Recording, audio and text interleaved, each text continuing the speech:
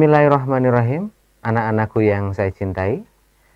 Pada pertemuan mata kuliah pengelolaan pendidikan kali ini, kita akan membahas tipe atau gaya dan keterampilan kepemimpinan.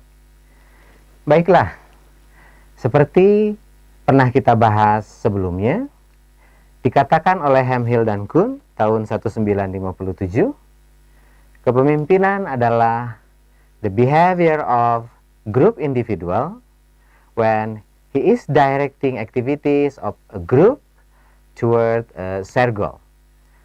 Artinya, bahwa kepemimpinan adalah kemampuan untuk mengarahkan seseorang atau kelompok ke arah pencapaian tujuan.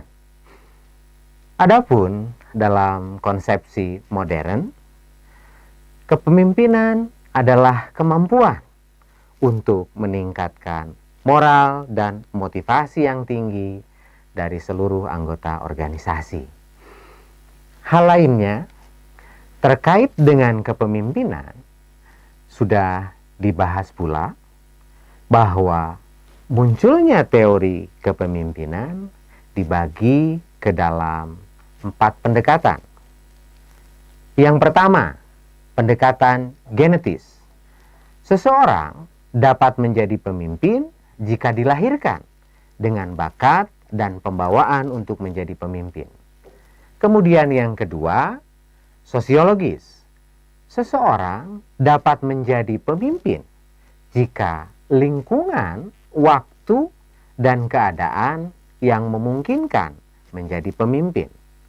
Pendekatan yang ketiga, untuk menjadi seorang pemimpin harus memiliki bakat.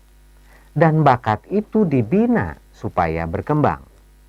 Dan yang keempat, pendekatan situasional, di mana setiap orang bisa menjadi pemimpin, tetapi dalam situasi tertentu. Nah, dalam prakteknya sering banyak yang bertanya, kepemimpinan yang mana yang efektif untuk dapat mengarahkan seseorang ke arah pencapaian tujuan, meningkatkan moral kerja, dan mendorong motivasi. Baiklah, kita bahas sekarang. Apa itu tipe kepemimpinan? Tipe adalah kecenderungan perilaku dari seorang pemimpin di dalam memperlihatkan gaya kepemimpinannya. Adapun yang dimaksud dengan perilaku adalah suatu reaksi psikis dari seseorang terhadap lingkungannya. Bisa pasif tanpa tindakan konkret atau dalam bentuk tindakan yang konkret. Jadi, tipe atau gaya kepemimpinan adalah cara berperilaku yang khas dalam melaksanakan dan mengembangkan kepemimpinan dari seseorang.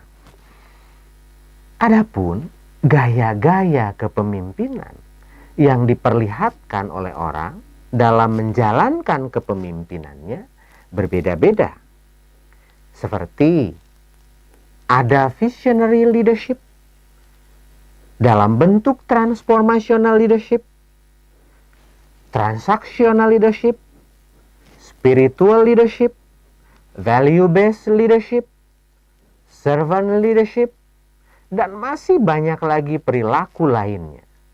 Atau contoh lainnya untuk melihat kecenderungan perilaku tersebut. Penelitian yang dilakukan oleh Ohio State University mengatakan ada 2 gaya kepemimpinan, yaitu behavior oriented dan task oriented. Yang pertama, behavior oriented. Kecenderungan perilaku yang lebih mengedepankan antara hubungan manusia. Dan yang kedua, task oriented. Kecenderungan perilaku yang lebih mengedepankan dalam hubungan pekerjaan. Nah, adapun terhadap pertanyaan efektivitas kepemimpinannya dari seseorang pemimpin itu harus dilihat pula oleh dukungan kepemilikan keterampilan kepemimpinan. Seperti dikatakan oleh Katz dan Kahn, ada 3 keterampilan utama kepemimpinan, yaitu behavior skill, conceptual skill, dan technical skill. Behavior skill adalah keterampilan dalam hubungan antar manusia yang harus dikuasai oleh pemimpin dalam setiap tingkatan, setiap level tingkatan, baik pemimpin tingkat bawah, pemimpin tingkat menengah, maupun top level. Yang kedua, conceptual skill adalah keterampilan konsepsi yang harus dikuasai oleh seorang pemimpin.